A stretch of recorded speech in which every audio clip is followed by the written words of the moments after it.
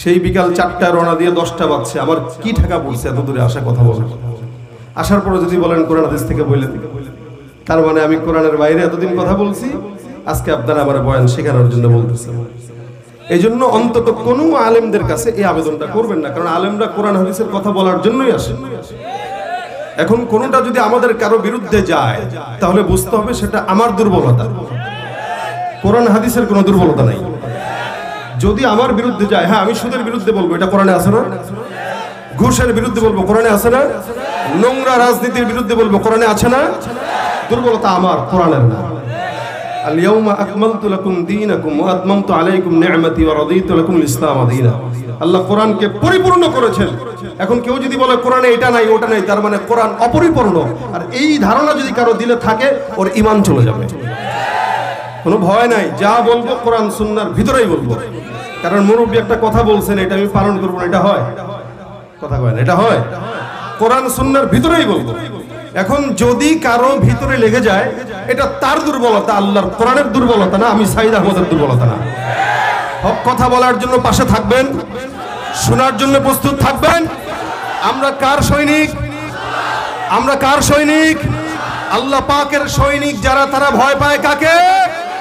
আল কোরআনের সৈনিক আমি, নেই তো কোনো ভয়, এক আল্লাহর গোলাম আমি, এই তো পরিচয়। এই পৃথিবীর সবই নকল, এই পৃথিবীর সবই নকল, আসল কিছুই নয়, এক আল্লাহর গোলাম আমি, এই তো পরিচয় আমার, এই তো পরিচয়। আল কোরআনের সৈনিক আমি, নেই তো কোনো ভয়, এক আল্লাহর গোলাম আমি, এই তো পরিচয় আমার, এই তো পরিচয়। ঠিক কিনা? কোরআন হাদিস শাসনতন্ত্র, রাসূল আমার নেতা, উৎসাহ মোর চির অম্লান, ইতিহাস বীর গাথা। এক আল্লাহ ছাড়া আমার দিলে, এক আল্লাহ ছাড়া আমার দিলে, নেই তো কারো ভয়, এক আল্লাহর গোলাম আমি, এই তো পরিচয় আমার, এই তো পরিচয়। ঠিক কিনা? আমরা কার গোলাম? ইনশাআল্লাহ যতদিন হায়াত আছে, দাড়ি যেহেতু রেখেছি, টুপি যেহেতু মাথায় দিয়েছি, শরীরে যেহেতু রাসূলের সুন্নাত জুড়িয়ে দিয়েছি, ইনশাআল্লাহ কোন দুনিয়াতে কাউকে ভয় করব না আল্লাহ ছাড়া। আজকে ভয় পেয়ে পেয়ে আমাদের হালতেই হয়েছে। যত ভয় পাবেন তত বেঈমানরা চেপে ধরবে, আর যত জবাব দিবেন বেঈমানরা ভয় পাবে। এজন্য মুসলমান যেহেতু হয়েছি, নামাজ কালাম যেহেতু পড়ি, সুন্নতি দাড়ি টুপি পাগড়ি যেহেতু লাগিয়েছি, আল্লাহ ছাড়া, আল্লাহ নবী ছাড়া কাউকে ভয় করা যাবে। আল্লাহ আমাদেরকে আল্লাহর ভয় ঢুকায় দেন। দুনিয়ার কোন মানুষের ভয় যেন অন্তরে না থাকে। হায়াত আছে একবারই ভাই। আমি হয়তো কালকে মরবো, নয়তো 10 বছর পরে মরবো। হয়তো কারো গোলামি করলে 10 বছর হায়াত একটু বেশি থাকবে, আর যদি কারো গোলামি না করি 10 বছর আগে মরবো। কিন্তু মরতে তো হবে, কথা বলে না, মরতে হবে না? আপনারা মরবেন, আমি মরবো, উনি মরবে, সবাই মরবেন।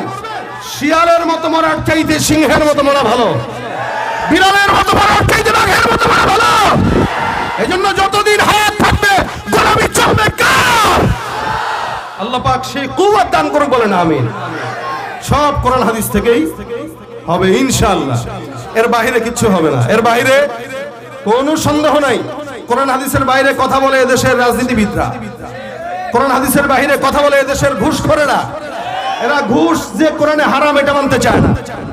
পর্দা যারা করে না তারা কোরআন হাদিসের বাইরে চলে। আলহামদুলিল্লাহ, যারা নামাজি, যারা মসজিদের সাথে যুক্ত, যারা মাদ্রাসার সাথে যুক্ত, যারা নামাজ পড়ে, যারা জিকির করে, এরা কোরআনের ভিতরেই চলে, কোরআনের বাইরে চলতে পারে না। সুতরাং এদেরকে নিয়ে ভয় নাই। ভয় হবে তাদেরকে নিয়ে যারা কোরআনের বিপরীতে চলে। আমাকে নিয়ে ভয় নাই ইনশাআল্লাহ, আপনাদেরকে নিয়েও ভয় নাই, এই আঙ্কেলকে নিয়েও ভয় নাই, ভয় নাই। কিন্তু হ্যাঁ, সমাজের কিছু মানুষরা মাহফিলে গেলে ভয় পায় যে কেউ যদি আবার ডিস্টার্ব করে, এটা ভয় পায় না অনেকে, যে হায় যদি কেউ ডিস্টার্ব করে, কথা যদি কারো বিরুদ্ধে লাগে। ভাই, মুসলমানের দায়িত্ব হইল, নবী করিম সাল্লাল্লাহু আলাইহি ওয়াসাল্লাম বলেছেন, কেউ যদি অন্যায় করে হাত দ্বারা প্রতিহত করো, যদি না পারো জবান দিয়া বলো, তাও যদি না পারো অন্তত মনে মনে ঘৃণা করো। যদি রাসূল বলেন যদি কেউ মনে মনে ঘৃণা করে ওই ব্যক্তিটা একদম সবচাইতে আদনা থেকে আদনা ঈমানদার, মানে নিম্নবর্তী ঈমানদার। যে কি দিয়ে ঘৃণা করে? অন্তর দিয়ে যে ঘৃণা করে। আমরা অন্তর দিয়ে ঘৃণা করি, আমরা নিম্নবর্তী ঈমানদার। কিন্তু আল্লাহ যেহেতু আমার একটা জবান দিয়েছে আর মাইক আমার কন্ট্রোলে দিয়েছে, সেই জায়গা থেকে বলা আমার ঈমানের দায়িত্ব। আপনি যদি এলাকার চেয়ারম্যান হন, মেম্বার হন, আপনার হাতে ক্ষমতা আছে, হাত দিয়ে প্রতিহত করা আপনার দায়িত্ব। আপনার কাছে যদি মাইক থাকে, মাইক দিয়ে বলে প্রতিহত করা আপনার দায়িত্ব। আপনার কাছে হাতও নাই, ক্ষমতাও নাই, মাইকও নাই, তাহলে অন্তর থেকে ঘৃণা করা আপনার দায়িত্ব। যদি ঘৃণা না করতে পারেন তাহলে আপনি ঈমানদারই না, আর যদি ঘৃণা করেন তাহলে আপনি ঈমানদার, লেকিন সবচেয়ে ছোট ঈমানদার। আমরা ছোট ঈমানদার হতে চাই না, আমরা দুই জায়গায় যেতে চাই, হয়তো হাত দিয়া নয়তো জবান দিয়া। কথা কি বুঝাইতে পারলাম? আল্লাহ তৌফিক দান করুক, খাঁটি মুমিন হিসেবে কবুল করে বলেন আমিন। আমি যে কথাগুলো বলেছি কারো কি দ্বিমত আছে? বলেন না দ্বিমত আছে। আমি রাসূলের হাদিস থেকে বলেছি, কোরআন থেকে বলেছি, সুতরাং এই ব্যাপারে কারো দ্বিমত থাকার কথা না। এবার আসেন, অল্প সময় আমি আপনাদের সামনে দুই চারটা কথা বলার নিয়তে বসেছি। ওই জায়গা থেকে যে আয়াতটা আমি তেলাওয়াত করেছি আপনাদের সামনে, আল্লাহ পাক রব্বুল আলামিন এই প্রত্যেকটা মানুষ, হুজুর বয়ান করে গেছেন যে 7 প্রকার মানুষকে আল্লাহ পাক আরশের নিচে ছায়া দিবেন। এর ভিতরে অন্যতম যারা অশাবুন নাশা ফি ইবাদাতিল্লাহি তাআলা। আজকের মাহফিলে যুব সমাজরাও কমিটিতে যুক্ত আছে, আলহামদুলিল্লাহ, এটা ভালো। যুবকটা কমিটিতে থাকা মানে কমিটির মাহফিলের উন্নয়ন হবে এবং এলাকার উন্নয়ন হবে। কিন্তু আমি দেখেছি যে যুবকগুলো আমাকে ধরে নিয়ে আসছে, অর্থাৎ হুন্ডা দিয়ে নিয়ে আসছে রিসিভ করে, এদের মুখে সুন্নত নেই, এদের উপরে এদের মাথায় টুপিও নাই, মুখে দাড়িও নাই। কিন্তু যুব সমাজ কিন্তু আয়োজন করেছে, এই যে যৌথ প্রবাসী ও যুব সমাজের যৌথ উদ্যোগে এক সময় মাহফিলে গেলে টুপি ছাড়া মানুষ দেখা যেত না।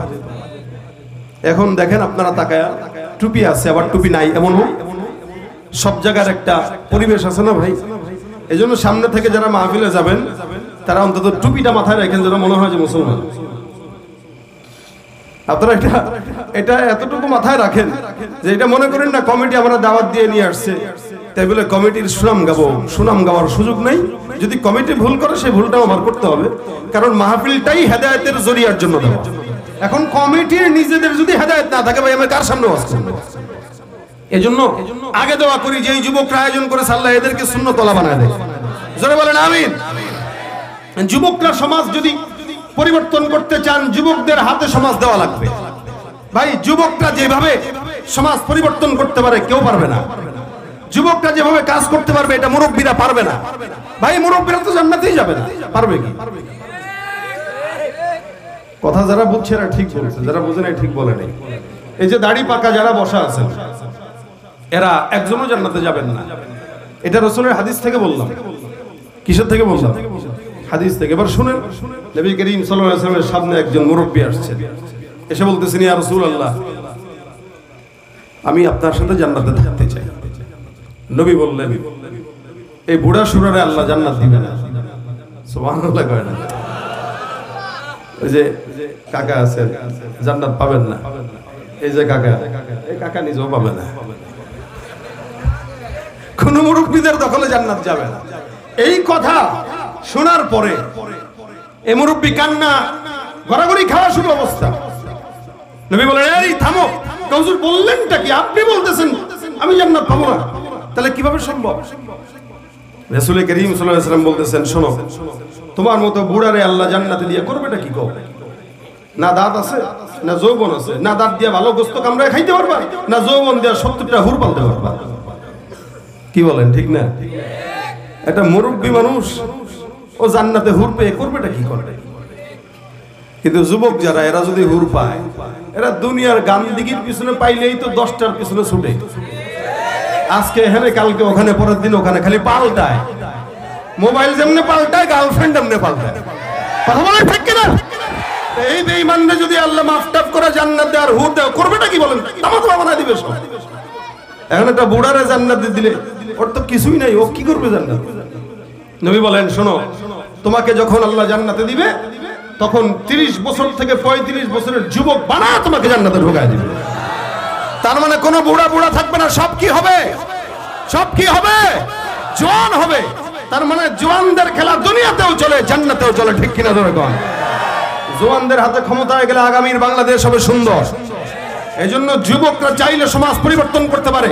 এই সমাজের দায়িত্ব যুবকদের হাতে দিয়ে দেন, দেখবেন 1 মাসের ব্যবধানে এই সমাজকে পরিবর্তন করতে পারবে তারা। যুবকরা যদি চেষ্টা করে যে আমরা 20 জন একসঙ্গে হয়ে গেলাম, এই সমাজে কোনো দুর্নীতি চলবে না, চাঁদাবাজি চলবে না, সুদ ঘুষ চলবে না, বিবাহের নামে ডেক সেটে গান বাজনা চলবে না, অশ্লীলতা চলবে না, গানের কনসার্ট চলবে না, শুধুমাত্র লাঠি নিয়ে যুবকরা দাঁড়ায় থাকবে, দেখবেন এলাকার ভিতরে 1 সপ্তাহের ব্যবধানে সব দূর হয়ে যাবে। সম্ভব না? কারা কারা যুবক হাত তুলে দেখায়? দেখছেন এখন সবাই যুবক হয়ে গেছে।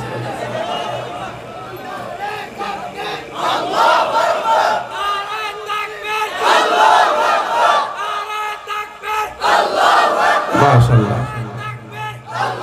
এখন যে সবাই যুবক হয়ে গেলেন বুঝলাম না, মানে অল্প একটু মেডিসিনের ব্যবধানে যদি এত যুবক হয়ে যান, তার বাকি মেডিসিনে কি হবে? আলহামদুলিল্লাহ, মুরব্বীরাও এখন জওয়ান হয়ে গেছে। আল্লাহ পাক প্রত্যেকটাকে জওয়ান হিসেবে কবুল করুন। ওই জওয়ান হইতে হবে যেই জওয়ান হইলে মুরব্বী বয়সেও জিহাদের ময়দানে যাওয়া যায়। আমাদের দেশে যেগুলা মুরব্বী আছে এগুলা জওয়ান বানাইতে চায়, এগুলা একাধিক বিয়ার জন্য। এজন্য দেখবেন 60 বছর 70 বছরের মুরব্বী পর্যন্ত 17-18 বছরের যুবতীর বিয়ে করে। কাহে আমার চামড়া গোছাইছে, অন্তত এখনো কাঁচা। এজন্য মা বোনদেরকে দেখবেন বয়স হয়ে গেলে আন্টি ডাকলে মাইন্ড করে। কিরা আন্টি কাকে ডাকে? আপা, আপা, আপা। কি মানে জওয়ান থাকতে চায়। অথচ আল্লাহ পাক 4টা জিনিস দুনিয়াতে মানুষ চাইলেও দিবে না, আর ওটা প্রত্যেকটা মানুষের জন্য জান্নাতে নির্দিষ্ট করে রেখেছেন। এর ভিতরে 1 নাম্বার মনে রাখেন, চিরজীবন। মানুষ চায় চিরদিন বাঁচতে, কিন্তু বাঁচতে পারে না। মানুষ চায় চিরযৌবন, কিন্তু চিরযৌবন থাকে না। হ্যাঁ, চিরজীবন আল্লাহ পাক দিবেন কোথায়? জান্নাতে। চিরযৌবনও দিবেন কোথায়? এবার আসেন চির সুখ, এটা কোথায়? দুনিয়াতে পাবেন না, যতই টাকার মালিক হন সুখ নাই। দেখেন না, পাগলে কিন্তু যেখানে সেখানে ঘুমাইতে পারে, একটা এমপি মন্ত্রী যেখানে সেখানে ঘুমাইতে পারে না, বরং ট্যাবলেট খায় ঘুমানো লাগে। টাকা আছে, সুখ নাই। আর চির সুস্থতা, এটাও আল্লাহ পাক জান্নাতে রেখেছেন, দুনিয়াতে কাউকে দিবেন না। এজন্য জান্নাত পাওয়ার জন্য হলো শর্ত দুনিয়ার জমিন থেকে নেককার হয়ে গুনাহ মাফ করে তারপরে যাওয়া। এজন্য আল্লাহ পাক রব্বুল আলামিন শর্ত দিয়েছেন, গুনাহ প্রত্যেকটা মানুষ করে, তওবা করা লাগবে। এখানে এমন কেউ না, আমি যদি বলি হাতটা তুলেন কে গুনাহ করেন নাই, আছেন কেউ? ভাই কেউ আছেন? তুলেন না, তুলেন না। কেউ আছেন যে গুনাহ করেন নাই? যত বড় পীর হোক, করছে তো। নবীরা ছাড়া, সাহাবা আজমাইন ছাড়া, তাবেঈদের কেউ আল্লাহর রাসূল বলেছেন আল্লাহ পাক মাফ করে দিয়েছেন। নবীরা মাসুম, সাহাবা একরামদেরকে আল্লাহ পাক নিষ্পাপ বানায় দিয়েছেন, তাবেঈদেরকেও আল্লাহ পাক মাফ করে দিয়েছেন। এরপর থেকে আজ পর্যন্ত যত মানুষ আসছে আসবে, প্রত্যেকটা মানুষের গুনাহ আছে না নাই? কম না বেশি? বেশি, কখনো কখনো কম। অর্থাৎ জামানার পরিবর্তনের কারণে মানুষের গুনাহ কম আর বেশি হয়। এই দিক থেকে যেই ব্যক্তিটা আজ থেকে 100 বছর আগে দুনিয়াতে এসেছে, আমার থেকে ওই ব্যক্তিটার গুনাহ কম। কেন? এই 2025-এর ফিতনা 1990 সালের মানুষ পায় নাই, আবার 90 সালের ফিতনা 1800 সালের মানুষ পায় নাই। এজন্য আল্লাহ পাক বলেন, والسابقون السابقون أولئك المقربون في جنات النعيم سلة من الأولين وقليل من الآخرين। আল্লাহ পাক রব্বুল আলামিন বলেন, জামানা যত পিছনের দিকে মানুষ তত আল্লাহর জান্নাতের নিকটবর্তী, আল্লাহর নিকটবর্তী। মানুষ যত সামনের দিকে যাবে তত মানুষ জাহান্নামের নিকটবর্তী হবে। যেই ব্যক্তিটা আজ থেকে 10 বছর আগে জন্মগ্রহণ করেছে, 10 বছর আগের জন্মগ্রহণ করা সন্তান আগামীকালের জন্মগ্রহণ করা সন্তানের চেয়ে 10 বছর হলেও আমার পয়গম্বরের নিকটে। যেই ব্যক্তিটা আল্লাহর নবীর যত বেশি নিকটে, ওই ব্যক্তিটা আল্লাহর জান্নাতের নিকটে। যেই ব্যক্তিটা আমার নবীর জামানা থেকে যত পিছনে, ওই ব্যক্তিটা আল্লাহর জান্নাত থেকে তত পিছনে। যার কারণে দেখবেন আজ থেকে 30 বছর আগের কথা যদি বলি, এখানে যে সমস্ত মুরব্বীরা আছেন এরা আপনারা একটু মিলায় নিয়েন। আজ থেকে 30, 35, 40 বছর আগের কথা। আমাদের সমাজের মধ্যে দেখা যেত কোনো মানুষ যখন রাস্তা দিয়ে হাঁটতো, অন্য কোনো পরপুরুষ যখন দেখতো, কোনো নারী যখন রাস্তা দিয়ে হাঁটতো, ওই নারী পরপুরুষ দেখার সঙ্গে সঙ্গে ঘোমটাটা এই পর্যন্ত টেনে নিয়ে তারপরে কোনো কলা গাছের আড়ালে লুকিয়ে যেত, অথবা কোনো বিল্ডিং এর আড়াল লুকায় যেত, পুকুর পাড়ে নেমে যেত। যদিও সামনে পরপুরুষ দেখা যায়, পরপুরুষটা বৃদ্ধ, যে মহিলাটা যাচ্ছে ওই মহিলাটাও বৃদ্ধ, কিন্তু বৃদ্ধ মহিলা হওয়া সত্ত্বেও আল্লাহর বান্দি কোনো পরপুরুষ দেখার সঙ্গে সঙ্গে সুন্দর করে ঘোমটাটা টেনে দিয়ে পুকুরের পাড়ে যে লুকায় থাকতো। এটা ছিল আজ থেকে 20-30 বছর আগের গ্রামগঞ্জের ঘটনা। আর বর্তমান সময়ের ঘটনা হলো পরপুরুষ দেখার সাথে সাথে পালাবে তো দূরের কথা, ওড়নাটা বুকে থাকলেও সেটারে একবার সরায় দিয়া দেখা দেয়। যার কারণে তো মুরব্বীরাও ফিট হয়ে যায়। দেখলাম কি গো ভাই, জামানার ফিতনা হালত এই, এজন্য মুরব্বীরাও হোঁচট খেয়ে যায়, আমরা তো দূরের কথা। যে জিনিস আমাদের বাপদাদারা আগে পায় নাই, কল্পনাও করে নাই, ওইটা এখন 80 বছরের মুরব্বী পর্যন্ত চালায় অ্যান্ড্রয়েড সেট। কারণ ছেলে বিদেশে থাকে, এই ছেলে বিদেশে থাকে, তার সঙ্গে কথা বলতে হবে মোবাইলে, ওই ইস্যুতে মোবাইল হাতে নিয়েছে, ইউটিউবেও তো দেখে, ফেসবুকেও দেখে। যার কারণে এখন বৃদ্ধ বৃদ্ধ মুরব্বীদেরকেও দেখা যায় ফেসবুকের শর্ট ভিডিওর সাথে মুখ লাগায় রিলস করতে। দুনিয়ার হাল। এইজন্য আল্লাহ পাক রব্বুল আলামিন বলেন উলাইকাল মুকাররাবুন, যারা নিকটবর্তী, যারা আল্লাহর রাসূলের নিকটবর্তী, আল্লাহ পাকের নিকটবর্তী, এরা আল্লাহর জান্নাতের নিকটবর্তী। আর যারা যত দূরবর্তী, অর্থাৎ জামানা যত সামনের দিকে আগাবে, অধিকাংশ মানুষ জামানা যত ফিতনার দিকে আগাবে, কিয়ামতের দিকে আগাবে, সব জাহান্নামের দিকে আগাবে। যার কারণে দেখবেন এখন দলবদ্ধ হয়ে মানুষগুলো সব জাহান্নামের দিকেই ছুটতেছে। এই কারণে ভাইরা আমার, এক সময় আমরা আমাদের ছোটবেলায় দেখতাম, আমি আমার নিজের কথাও বলি, আমি আমার বাবাকে আজ পর্যন্ত কোনোদিন তাহাজ্জুদ মিস করতে দেখি নাই। প্রায় 75 বছর হয়ে গেছে, এখনো আমার মনে পড়ে ছোটবেলায় যখন ঘুম থেকে জাগতাম, আমার মায়ের কণ্ঠের তেলাওয়াত শুনে আমাদের ঘুম ভাঙতো, অথবা বাবার কণ্ঠের তেলাওয়াত শুনে ঘুম ভাঙতো। বাবা কিন্তু আলেম নয়, মাও কিন্তু আলেম না। আমার বাবা সাধারণ মানুষ, সচিবালয়ে 40 বছর চাকরি করেছেন, সরকারি অফিসার ছিলেন। তাবলীগে দাওয়াতের মেহনতের কারণে আমাকে আলেম বানিয়েছেন। শুধুমাত্র আলেমের ছেলে আলেম হয় বিষয়টা এমন নয়। এদেশে অসংখ্য সচিব, অসংখ্য ডাক্তার, ইঞ্জিনিয়ার, সরকারি অফিসারের ছেলেরাও আলেম আছে। আমি আমার বাবাকে সব সময় দেখেছি সপ্তাহে প্রত্যেক মাসে 3 দিন করে দাওয়াতে তাবলীগের মেহনতে চলে যেতেন। ছোটবেলা থেকে আমাদেরকে নিয়ে যেতেন। বাবার মেহনতের কারণে আমরা আলেম হয়েছি, আল্লাহ পাকের দয়া। আমি আমার বাবাকে কোনোদিন দেখি নাই সকালবেলা তাহাজ্জুদ মিস দিতে, এখনো পর্যন্ত দেখি। এ মুসলমান, ছোটবেলায় যখন ঘুম থেকে জাগতাম, আমার মায়ের কণ্ঠের কোরআন তেলাওয়াতের আওয়াজে ঘুম ভাঙতো, বাবার কণ্ঠের জিকিরের আওয়াজে ঘুম ভাঙতো। আপনারা একটু মনে করে দেখেন, আমাদের একটা ছোট্ট চেনা সুর আছে, সুবহানাল্লাহ আলহামদুলিল্লাহ লা ইলাহা ইল্লাল্লাহ। এটা আমরা আমাদের দাদা দাদি, মা বাবাদের জবান থেকে আমরা এই সুরটা শুনে শুনে বড় হয়েছি। এ মুসলমান, আমাদের ঘুম ভাঙতো আজ থেকে 30, 35, 40 বছর আগের বাচ্চাদের ঘুম ভাঙতো মা বাবার কণ্ঠের জিকিরের আওয়াজে। আর বর্তমান সময়ে বাচ্চাদের ঘুম ভাঙে মা বাবার মোবাইল, ফেসবুক আর ইউটিউবের আওয়াজে। তাহলে জামানা কত দূর চলে গেছে। এই কারণে আল্লাহ পাক রব্বুল আলামিন বলে, বান্দা, জামানা যত নবীর নিকটে, মানুষ তত আল্লাহর জান্নাতের নিকটে। জামানা যত নবীর জামানা থেকে দূরে, মানুষ তত আল্লাহর জান্নাত থেকে দূরে। এই কারণে আল্লাহ বলেন, ইন্নামাত তাওবাতু আলাল্লাহি লিল্লাযিনা ইয়ামালুনাস সাইয়্যাত হাত্তা ইযা হাদারা আহাদাকুমুল মাউতু ক্বালা ইন্নী তুবতুল আন।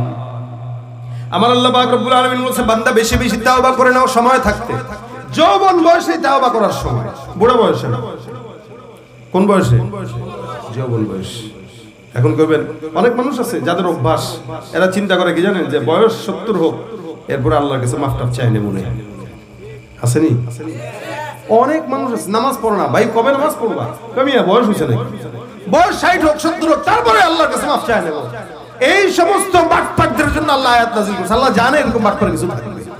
সারা জিন্দগি ঘুষের টাকা বাড়ি করছে, সুদের টাকা খাইছে, দুর্নীতি করে বড় হইছে, চিন্তা করছে শেষ জামানায় দুর্নীতির টাকা দিয়া সুন্দর করে একটা মাদ্রাসা করে দেব, মসজিদের টাকা দিয়া দিব, আর শেষ বয়সে তসবিহ একটা নিয়ে আল্লাহ বিল্লাহ করব, আমি বিশাল বড় হাজী সাহেব হয়ে যাব। আসেনি এরকম? আল্লাহ জানে না এরকম বাটপার যে আসবে দুনিয়াতে? আল্লাহ জানে না? কথা কয় না, জানে না, জানে বলেই আয়াত নাযিল করছেন। আমার আল্লাহ পাক বলেন ইন্নামাত তাওবাতু আলাল্লাহিল্লাযীনা ইয়ামালুনা সাইয়্যাত হাত্তা ইযা হাদারা আহাদাকুমুল মাউত। এমন কিছু বান্দা থাকবে যার যেই সমস্ত বান্দাদের হালত হলো তারা সারা জিন্দেগি নেক কাজ করবে না, খারাপ কাজ করবে, তাওবাও করবে না। এদেরকে যখন জিজ্ঞাসা করা হবে বান্দা তোমরা কবে তওবা করবা, কবে তওবা করবা, বলবে সময় আছে।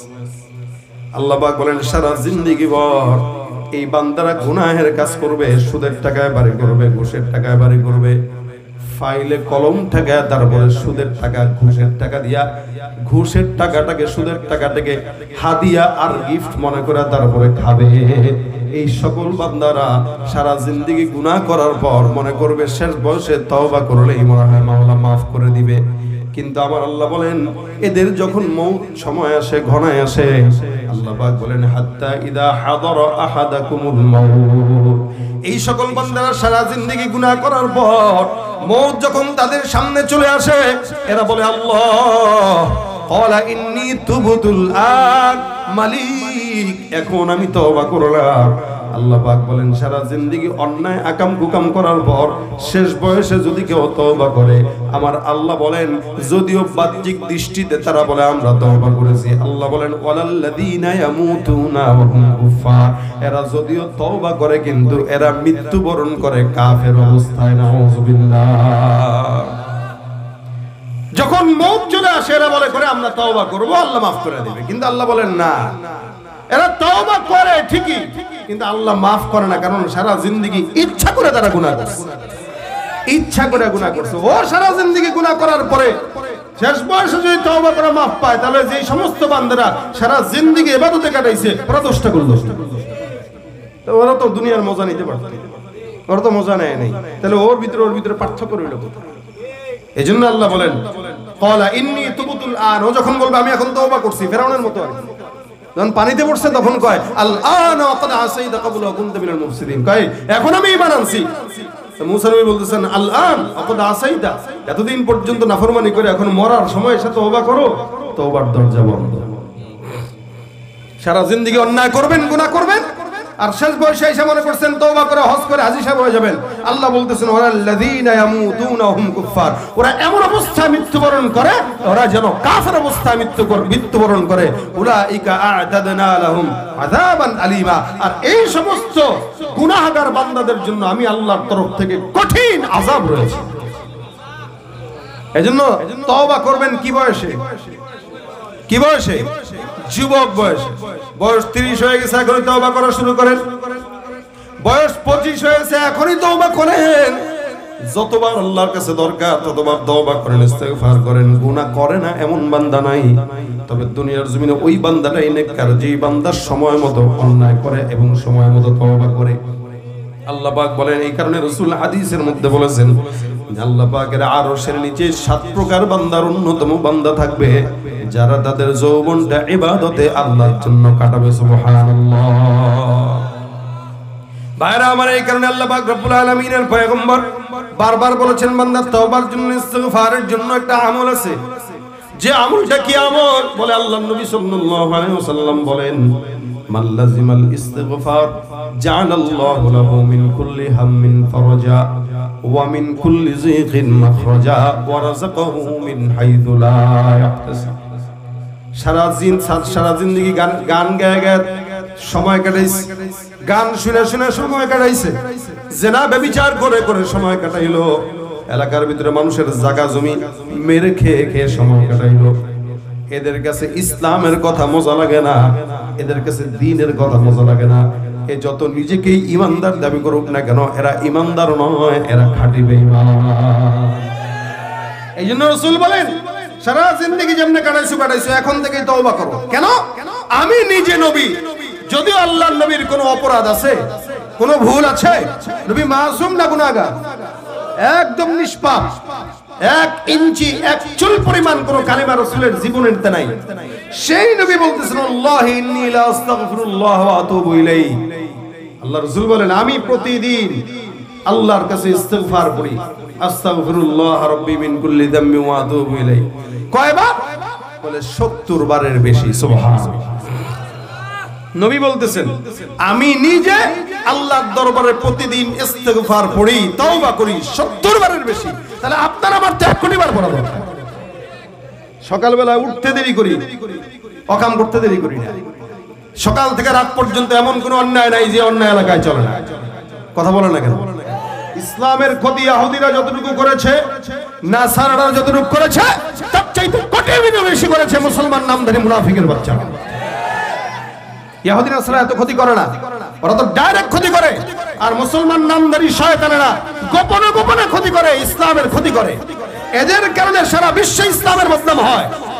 এজন্য আল্লাহর রাসূল বলেন, ইস্তিগফার বেশি বেশি এখন থেকেই করো। গুনাহগার কতটুকু গুনাহ হবে? রাসূল অন্য হাদিসে বলেন, একবার যদি কেউ দিল থেকে পড়ে আস্তাগফিরুল্লাহ, আল্লাহ রাসূল বলেন সমুদ্রের ফেনা পরিমাণ গুনাহ যদি তার হয়, আল্লাহ পাক তার সব গুনাহ মাফ করে দেন। কি মনে করেন আল্লাহর দয়া নাই? আল্লাহরে ডাকলে শুনে না?